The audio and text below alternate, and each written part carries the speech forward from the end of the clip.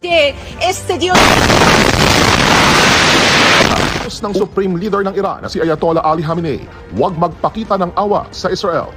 Sa kabila yan ang hinihingi ni Trump na unconditional surrender.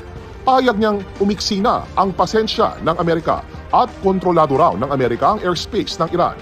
Ayon sa ilang US official, dinadagdagan na ang US aircraft sa Middle East.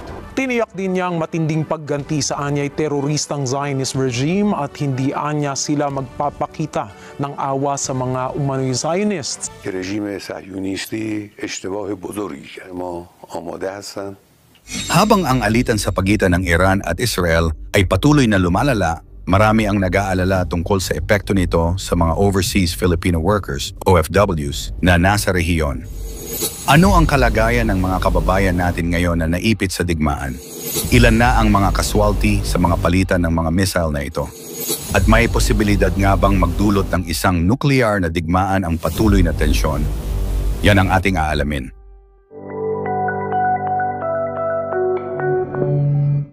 Ayon sa pinakabagong mga ulat, isang malaking hakbang ang naganap sa kasalukuyang tensyon sa pagitan ng Israel at Iran nang patayin ng Israel Defense Forces, IDF, ang Iran's new wartime chief of staff sa isang targeted airstrike.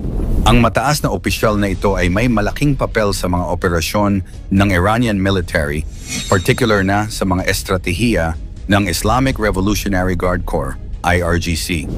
Ang kanyang pagkamatay ay isang malupit na dagok sa Iran at nagpapakita ng patuloy na agresibong hakbang ng Israel upang sugpuin ang mga leader ng Iran at ang kanilang mga kaalyado sa rehiyon.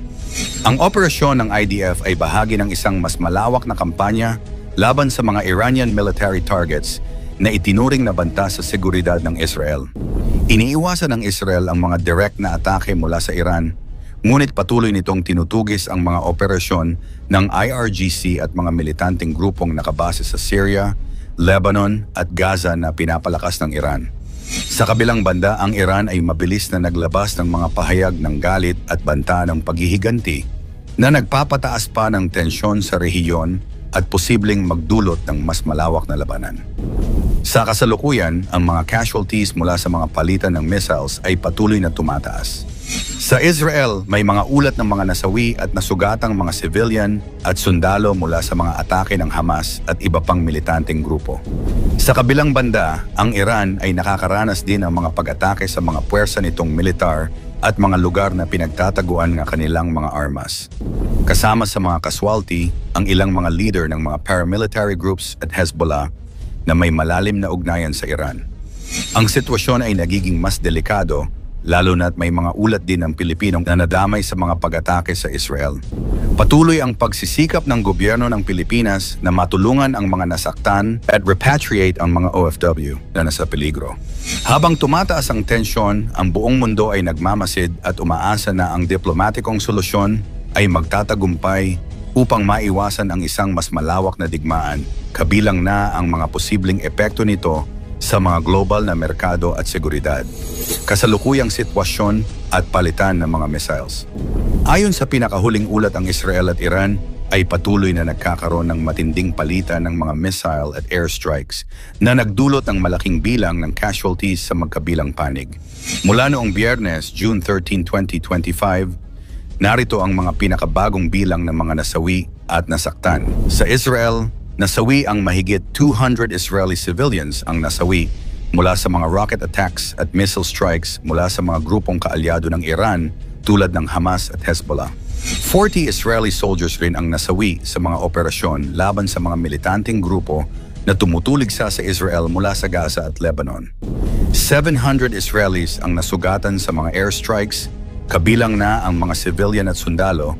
Karamihan sa kanila ay nasaktan sa mga explosions at shrapnel mula sa mga missile at airstrike ng Hamas at iba pang militanteng grupo. Habang sa Iran, 150 Iranian military personnel at paramilitary operatives mula sa IRGC, Islamic Revolutionary Guard Corps, ang nasawi sa mga Israeli airstrikes na tumarget sa kanilang mga military sites. Mayroon ding 70 Iranian civilians na nasawi mula sa mga explosions sa mga lugar malapit sa mga military installations. 300 Iranian nationals naman ang nasaktan, kabilang ang mga sundalo at mga civilian na nadamay sa mga airstrikes na tumama sa mga nuclear-related sites sa Syria at Lebanon, pati na rin sa mga military bases na suportado ng Iran. Kumakalat din ngayon na di umanong may 3 Filipino workers naman ang iniulat na nasawi sa mga missile strikes sa Tel Aviv at iba pang mga residential areas na tinamaan ng mga rockets. Ngunit hindi pa ito kumpirmado. Higit sa 15 Filipino workers ang nasugatan, isa dito ay critical ang kondisyon. Karamihan sa mga ito ay nagkaroon ng mga shrapnel wounds at iba pang sugat mula sa mga explosions. Patuloy na binabantayan ang situation at ang mga international na ahensya ay nagtatrabaho upang pigilan ang paglala ng tension na maaring magresulta sa isang nuclear conflict o radiation incident. Ayon sa mga ulat mula sa Department of Foreign Affairs, DFA ng Pilipinas, may ilang mga OFW, Overseas Filipino Workers, na nadamay sa mga kasalukuyang labanan sa Israel.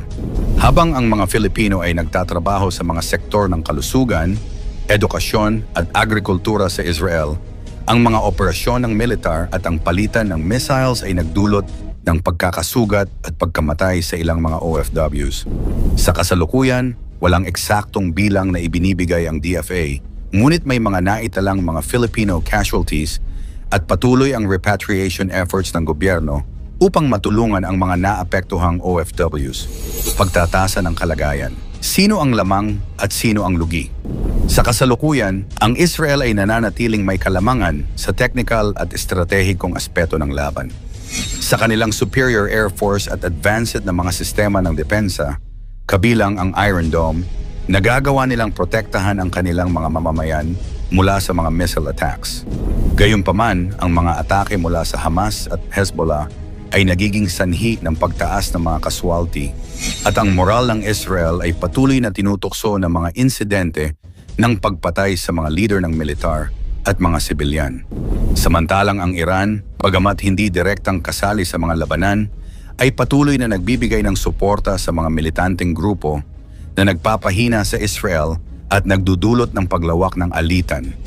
Hindi rin maikakaila ang papel ng Iran sa pagpapalakas ng posisyon ng Hezbollah sa Lebanon na nagdudulot ng karagdagang stress sa Israel. Magkakaroon ba ng nuclear war? Ang mga Israeli airstrikes na tumarget sa mga Iranian military facilities ay nagdulot ng matinding alalahanin tungkol sa posibleng nuclear radiation incident.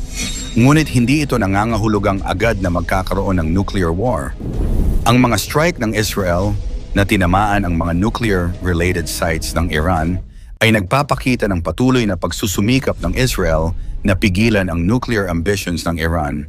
Ngunit hindi ibig sabihin na magaganap agad ang isang nuclear conflict.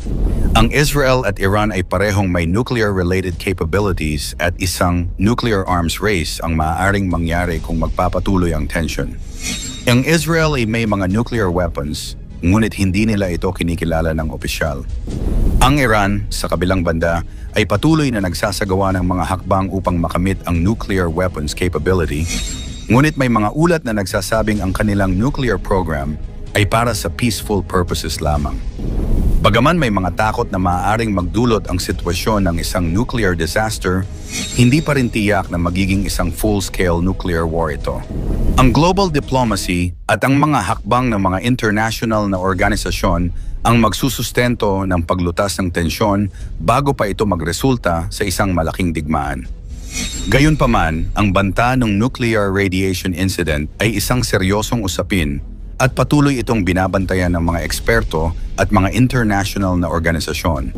Ang situation ay mas komplikado kaysa sa isang simpleng military conflict.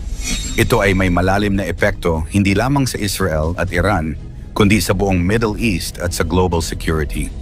Ang posibleng nuclear war ay isang banta na patuloy na ikinababahala ng buong mundo at ang diplomatikong hakbang ay patuloy na isinasagawa upang maiwasan ang mas malaking alitan.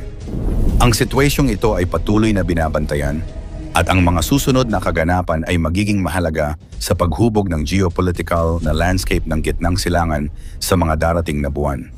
Ikaw, sa iyong palagay, ito na ba ang simula ng World War III? Ikomento mo naman ito sa ibaba. Huwag kalimutang mag-like and share. Maraming salamat at God bless.